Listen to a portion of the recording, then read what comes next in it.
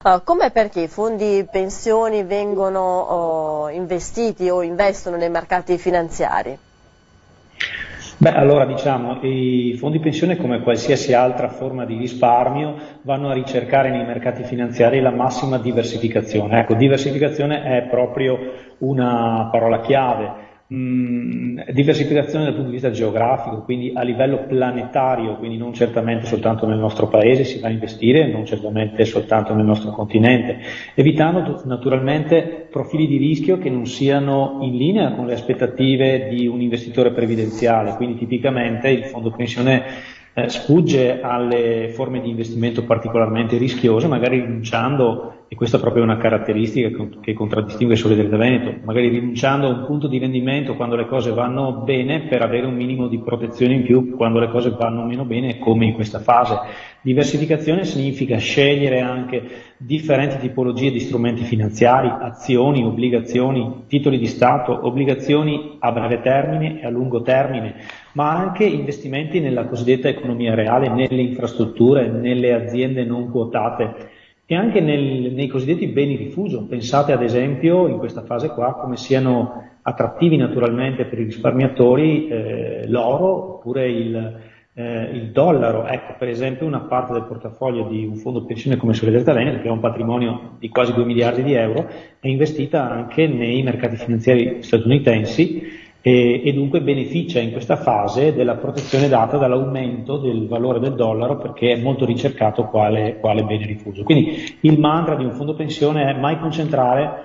tutte le risorse in uno stesso strumento, perché soprattutto nelle fasi di difficoltà questo potrebbe essere un tema rischioso. Un'altra chiave di diversificazione la adotta qualche volta magari inconsapevolmente lo stesso risparmiatore previdenziale, perché molto spesso l'investitore di breve termine va a caccia di occasioni di investimento sui mercati quando magari sente che il mercato si sta evolvendo in un senso o nell'altro. Magari sento dire che un determinato titolo sta andando bene, allora lo compro nell'aspettativa che andrà ancora meglio. All'opposto, magari sento dire che un determinato strumento finanziario sta perdendo di valore, allora fuggo nel tentativo di evitare una perdita. Ecco, il fondo pensione non ha nulla a che vedere con queste dinamiche qua di carattere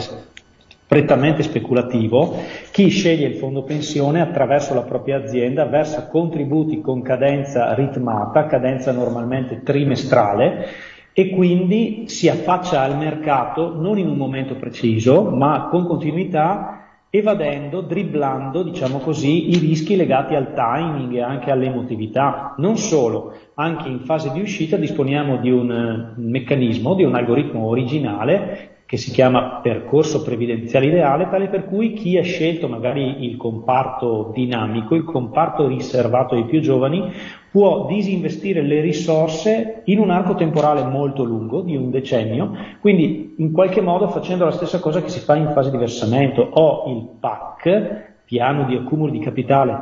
spalmato nel tempo in fase di investimento, e disinvesto un po' per volta attraverso il PAC. Ecco, ricordo in chiusura, riguardo all'architettura finanziaria, che ciascun iscritto al fondo pensione, ciascun lavoratore del Veneto può scegliere tra 4 diversi comparti di investimento: il dinamico, il reddito, il prudente e il garantito, ognuno dei quali è tagliato per una figura tipica di risparmiatore. Chi è più giovane e dunque davanti a sé ha 40 anni di vita lavorativa, chi invece ormai è alla vigilia della pensione e dunque al prelievo finale. Ecco, è chiaro che le aspettative di rischio e di rendimento per queste figure molto diverse tra loro comportano la necessità di mettere a disposizione strumenti finanziari tra loro diversi.